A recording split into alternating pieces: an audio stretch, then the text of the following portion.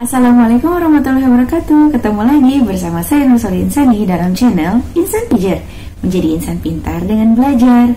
Nah, kita sekarang masuk sesi ketiga untuk pembahasan mata kuliah hukum adat. Di sesi ketiga ini kita akan membahas mengenai wujud atau bentuk daripada hukum adat itu sendiri. Setelah di sesi pertama dan sesi kedua kita membahas mengenai penemu serta perintis dan penemu hukum adat. Untuk sesi ketiga ini kita akan lebih masuk lagi membicarakan mengenai bentuk atau wujudnya hukum adat. Seperti apa sih bentuk atau wujud hukum adat itu? Nah, bersama saya di sini kita akan membahasnya satu persatu. Langsung saja kita saksikan penjelasannya.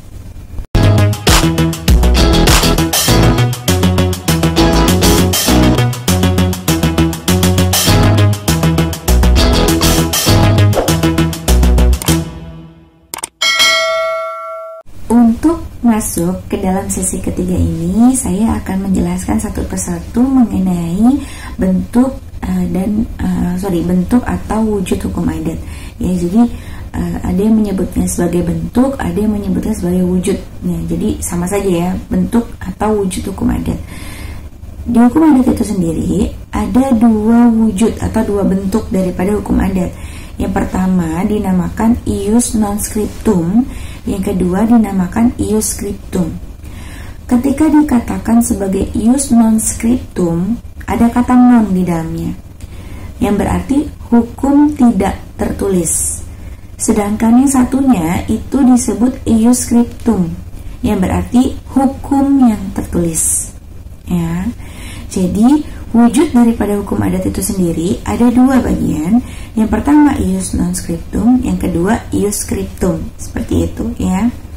Ius non scriptum itu sendiri dibagi menjadi tiga bagian. Apa saja? Yang pertama adalah pepatah. Nah, pepatah ini masuk ke dalam kategori wujud hukum adat yang tidak tertulis. Apa sih contohnya pepatah itu? Seperti ini. Di mana bumi dipijak, di situ langit dijunjung. Atau lain ladang, lain belalang, lain lumbung, lain ikannya. Nah, itu masuk ke dalam contoh daripada pepatah. Nah, saudara di sini juga bisa pasti menemukan pepatah-pepatah yang sering digunakan dalam masyarakat kita untuk mengartikan sesuatu. Selain itu, pasti banyak juga ya pepatah-pepatah yang ada di luar sana. Nah, untuk jenis yang kedua, jadi bentuk atau wujud hukum adat yang masuk ke dalam kategori hukum tidak tertulis ius non scriptum yang kedua adalah kiasan. Kiasan ini lebih kepada mitos ya. Seperti apa sih? Kayak inilah. Ada kupu-kupu lagi. Jangan duduk di depan pintu, nanti jodohnya jauh. Nah, itu.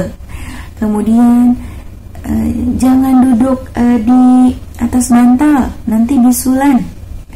Padahal kata-kata itu kan menunjukkan bahwa bantal itu kan untuk kepala, jadi jangan diduduki. Itu kan sesuatu yang tidak sopan jadinya kan gitu.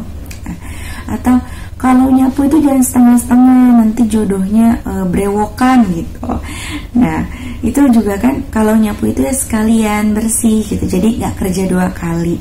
Nah, itu kan mengandung arti yang lain. Nah, tetapi dalam masyarakat adat, masyarakat kita sering menggunakan kata-kata tersebut, mitos-mitos tersebut sebagai kiasan yang menjadi hukum yang tidak tertulis. Kemudian untuk yang ketiga yang masuk ke dalam kategori hukum tidak tertulis atau ius non scriptum adalah simbol. Nah, simbol ini yang tadi saya sebutkan secara tidak sengaja ya, yaitu contohnya ada kupu-kupu nih yang datang ke rumah. Oh, diartikan bentar lagi berarti ada tamu nih, kayak gitu.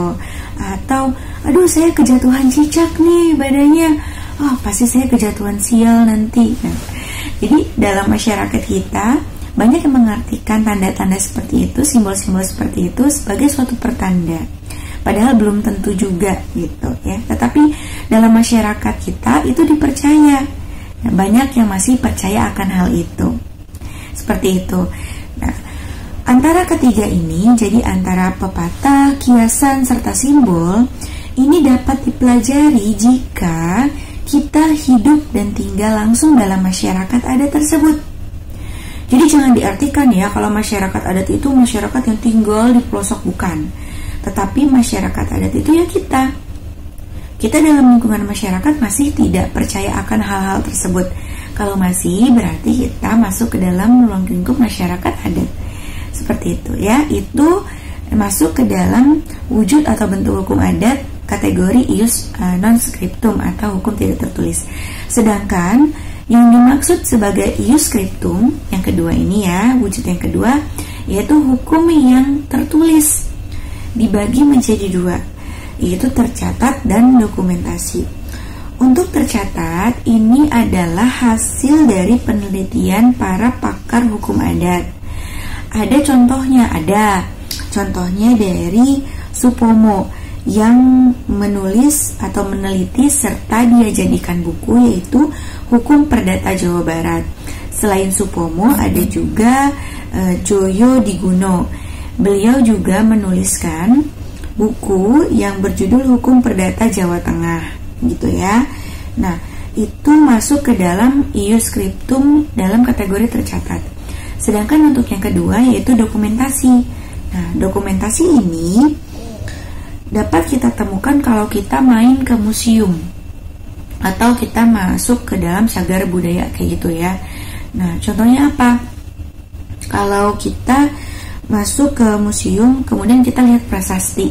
Di sana misalnya ada prasasti Gajah Mada. Nah, itu termasuk ke dalam bentuk hukum adat yang tertulis, dokumentasi. Atau kalau kita main ke museum kemudian kita melihat perkamen gitu ya, keputusan-keputusan raja terdahulu, itu juga masuk ke dalam wujud atau bentuk hukum adat yang tertulis, tapi pada zamannya ya, itu masuk ya ke situ, dokumentasi.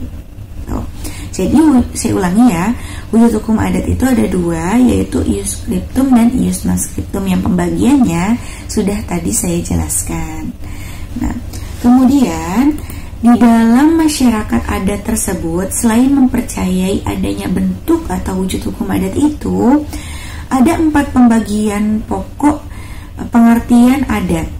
Yang pertama, adat yang sebenarnya adat. Nah, adat yang sebenarnya adat ini maksudnya adalah hukum yang dibuat oleh Tuhan. Maksudnya adat yang sebenarnya adat adalah hukum yang dibuat oleh Tuhan pencipta manusia dan seluruh alam. Kemudian ada adat yang diadatkan. Untuk adat yang diadatkan, ini pengertiannya adalah norma-norma atau hukum yang menjadi kebiasaan, kemudian disepakati dalam masyarakat dan dijadikan acuan untuk mengatur kehidupan masyarakat di suatu wilayah atau negara. Itu yang disebut adat yang diadatkan. Sedangkan adat yang teradat adalah aturan hukum atau kebiasaan yang tercipta dengan sendirinya. Dan yang terakhir, adat istiadat. Maksudnya, kebiasaan dalam masyarakat yang kemudian menjadi norma yang tertulis dan terus-menerus berkembang.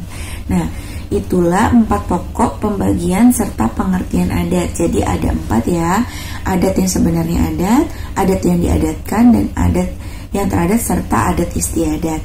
Selain itu juga dikenal pembagian kata dalam masyarakat adat. Setidaknya ada 4 pembagian kata dalam masyarakat adat.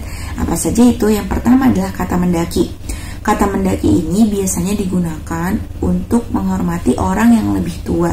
Jadi kata-kata yang digunakan ketika kita mengucapkan sesuatu kepada orang yang lebih tua dari kita.